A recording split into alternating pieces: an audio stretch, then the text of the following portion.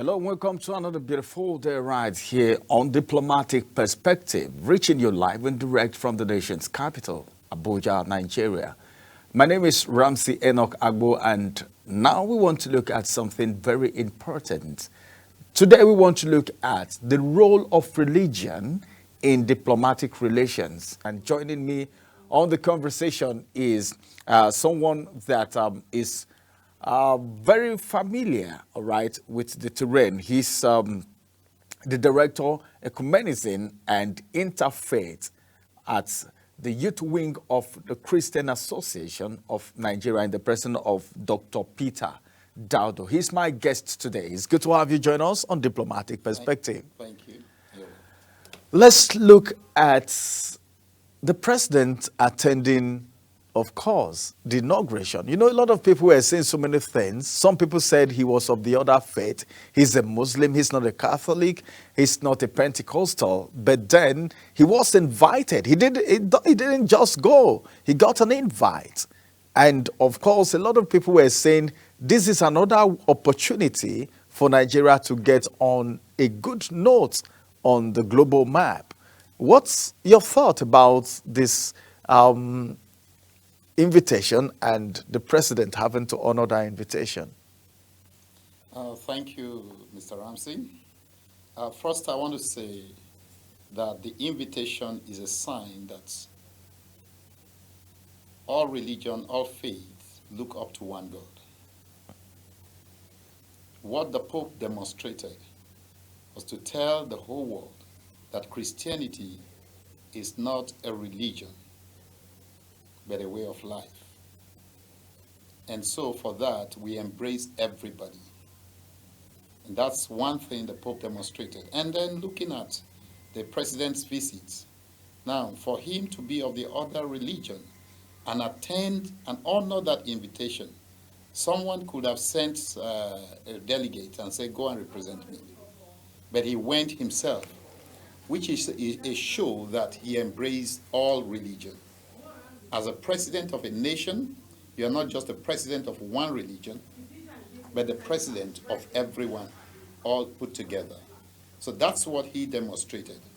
So looking at the whole scenario, I think it's a welcome development and it's a very good beginning for the nation.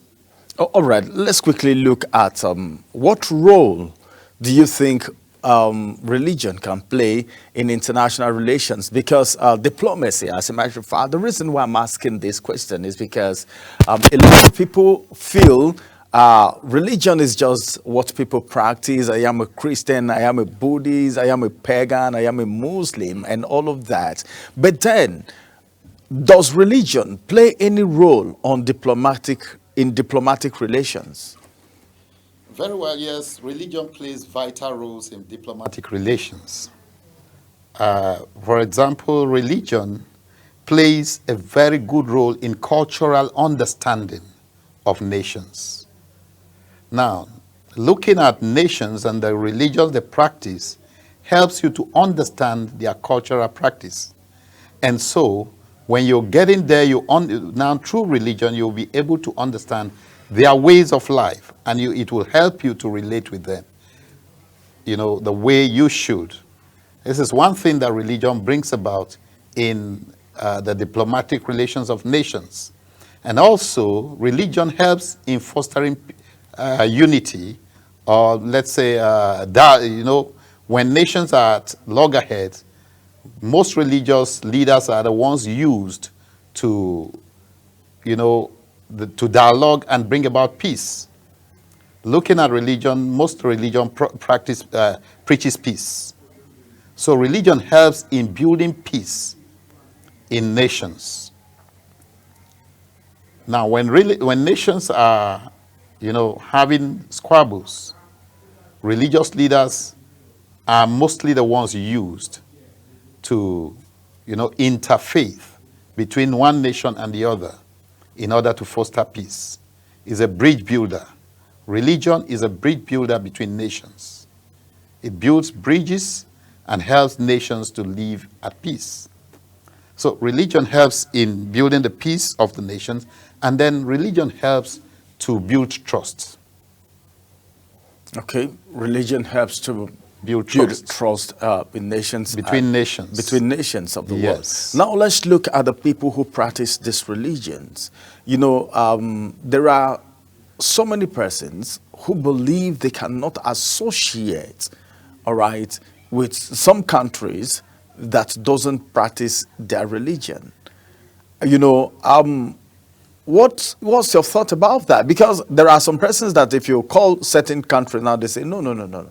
For this country, instead of me to establish a business or invest in this country, I had better invest in some other countries because of religion. Why do we have that?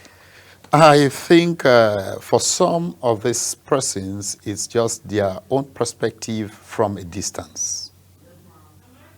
I will give an example of a nation I visited 2 years ago, Jordan, the Hashemite kingdom of Jordan. Now, the Hashemite kingdom of Jordan is predominantly an Islamic nation. I visited that nation, and on getting there, my perspective about them changed.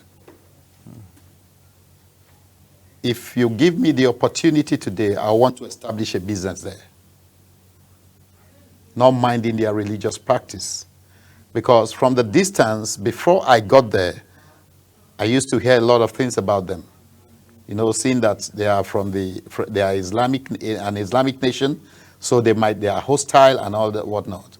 But when I got there and related with some of them, I discovered that they are not as we perceived. So I will advise such people to first of all get close to such nations before they can judge. You don't judge a book by its cover until you read the contents. So their religious practice have nothing to do with what we think of them until we relate with them and get to know them very well. Does the government of nations have roles to play to encourage religion? If religion can actually bring about diplomatic relations, which in generality is going to be of benefit to nations, what do you think countries, maybe authorities, the federal government should do, of different countries should do, including Nigeria, of course? What do you think the authorities should do to encourage religious practices? That, because first of all, if a religious practice, okay, is good enough, then you can say, well, this can be used, all right, to maybe cement or bring about diplomatic relations. But if there are squabbles, you know, within different, because some countries have more than one religion, Sure. all right. So what do you think the federal government or the heads in such states should do so that every religion will be in peace, so that such countries can be an envy of maybe investors or people who want to establish diplomatic relations with such countries, including Nigeria, of course? I think the first thing the nations should do is first put in place policies that enable religious tolerance. Because these squabbles actually come from a few fanatics within the religious setup. It's, if you look at let me just take a cue from our nation, Nigeria. The two major religions we have in Nigeria are Christianity and Islam. Now, if you look at the Islamic religion, they tell you they preach peace. The Christianity tells you they preach peace. But the question is, why do these religions that preaches peace still have, you know, squabbles amongst them? Why do they have issues within them? Why do they, you know, clash within themselves? Now, the question is, does the religion teaches them to fight each other? No. From the Christian faith where I belong to, the Bible says we should live at peace with all men. And my Islamic friends tells me that the Quran, the Holy Quran, tells them to be at peace with all men. So if we follow truly the teachings of these holy books, I think that we will not have these challenges that we're talking about. And when everybody follows the practice of the books very well, you will see that there will be peace. And a nation that there is peace is a nation that everybody will want to invest.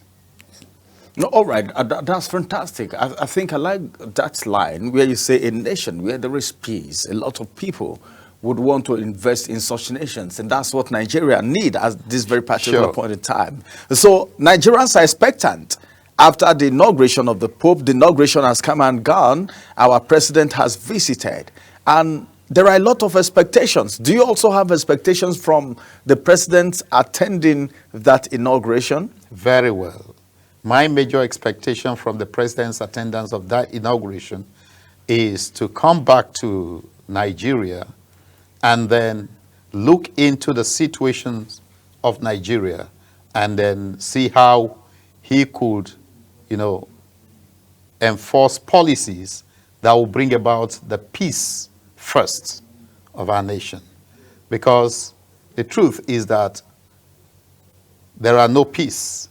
There's no peace everywhere in Nigeria.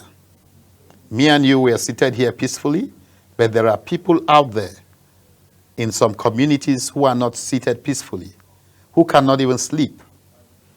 Now, so what the leaders are supposed to do is to see how they will bring peace to those areas.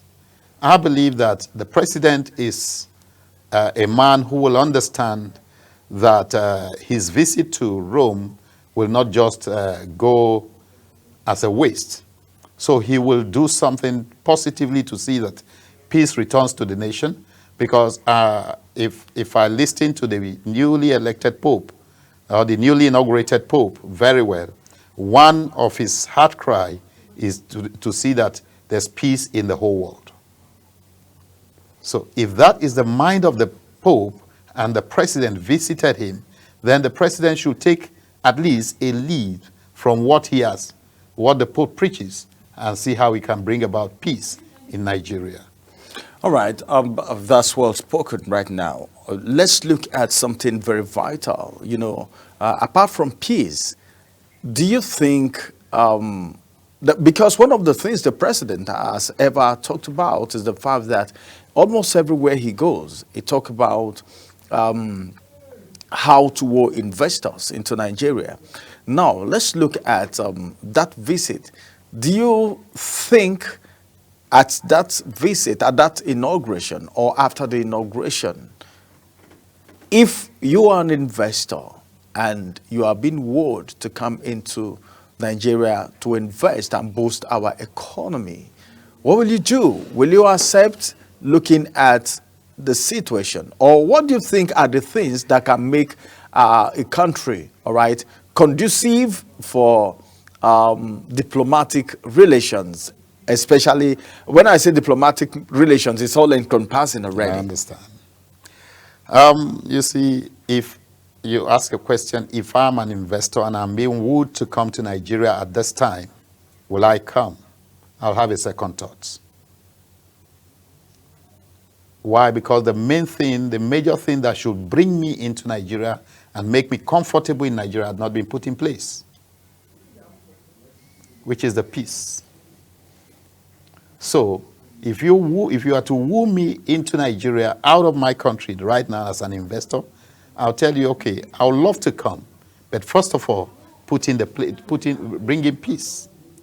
Let there be an enabling environment for me to do my business, whereby if I'm traveling from one place to the other in pursuit of my business, I'll not be scared that I'll be kidnapped.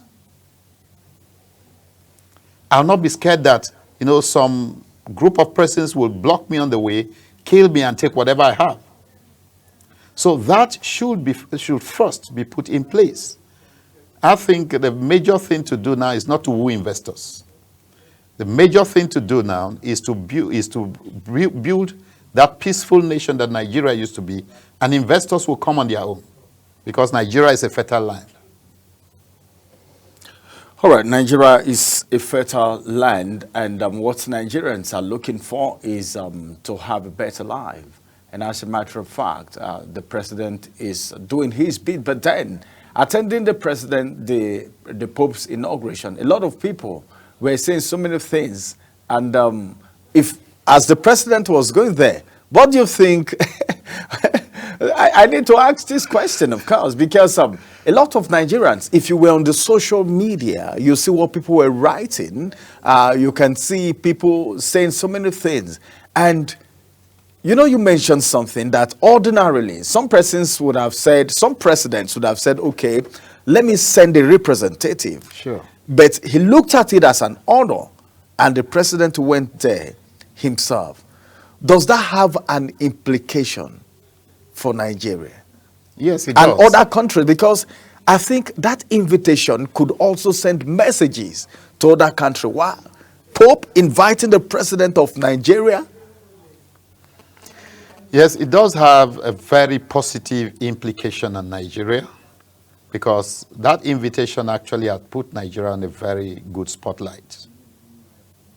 For the Pope to personally invite the president of Nigeria to his inauguration, it's a very good one that had put Nigeria on a very positive spotlight.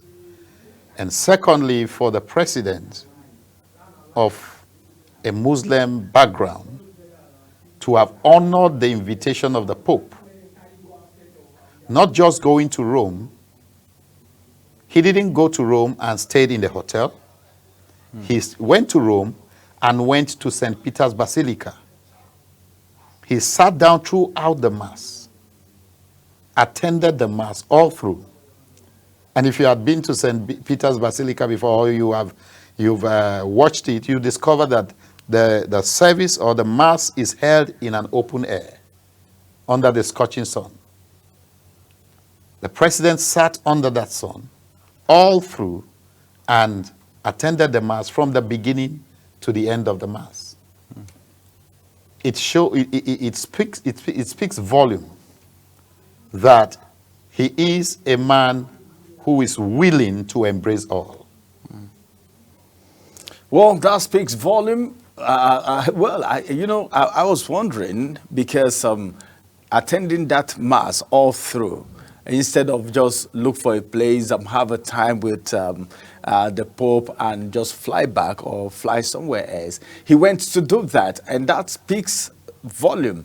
But now, let's look at what that visit can do between Nigeria and other countries, not just between Nigeria and the Pope now, because that's a good selling point for me, sure, as a Nigerian. Sure. So what do you think? Do you think that could do anything? Because as it is, Nigeria, you know how they rate Nigeria in the world. Some persons will tell you, if you're traveling and you have the Nigerian passport, you just need to be careful. You know, when they're allowing other people to pass, they want to check you over and over and over again. But this invitation by the Pope and the president going as far as attending this inauguration, do you think it's going to erase some of the perception people have about Nigeria, or is it just going to be normal? Actually, there are some perceptions about Nigeria that this visit is going to erase. Because number one is this religious intolerance that have been spread around across the world, that Nigerians are not tolerant of religion. You know, a lot of people out there who sees the president attends the Mass, will have a second thought. If they say these people are not tolerating each other, why will the Muslim president come to sit at the Mass? I believe he was not the only Muslim president that was invited. I just want to believe that he was not the only Muslim president that was invited. But I can tell you that from the list I've read and I've seen that attended there, he is the only Muslim president that attended the Mass. Okay. As a matter of fact, we're trying to round up now, but if I don't ask this question, it won't be fine. as a director of Interfaith, what would be your advice to Nigerian youths? Because Nigerian youths are serious drivers of national development. Now, the president is trying his best.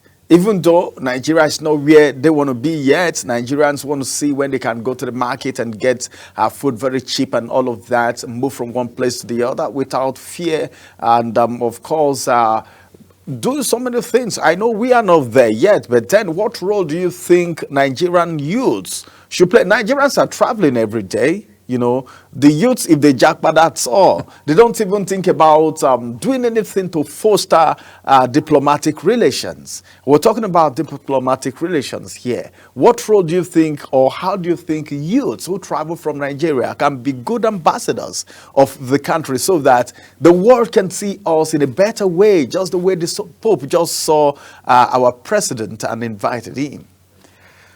My advice to the Nigerian youth is to first of all look inwards to what they have. You see, the grass is always green on the other side until you get there. When you look at the field, the other field from the distance, you see that the grass is green. But when you get there, it's until you get there that you know that there are dry grasses in that field. So we need to look inward. Now, Nigerian youths are one of the most talented set of youths in the world. We have the responsibility of putting our talents into use to build the nation. Yes, agreed. We really need policies from governments and support from the government in order for these talents to thrive. But I believe that Japa, running away from the nation, is really not the solution.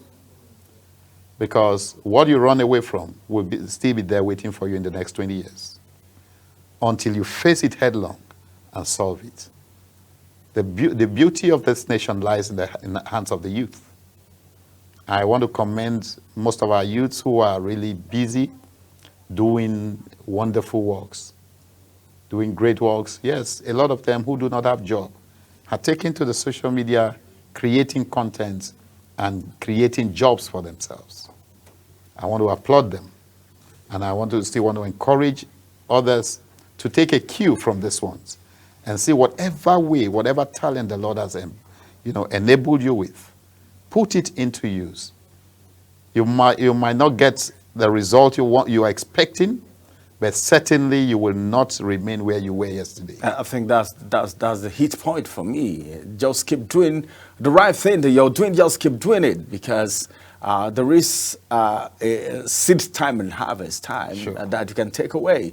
So we need to do everything to support the local government, even the state government, then you get to the federal government, all in a bid to enforce and, of course, enhance national development. Many thanks, Doctor, for joining us on Diplomatic Perspective today. Unfortunately, our time is up. We can't continue anymore. Thank you, sir.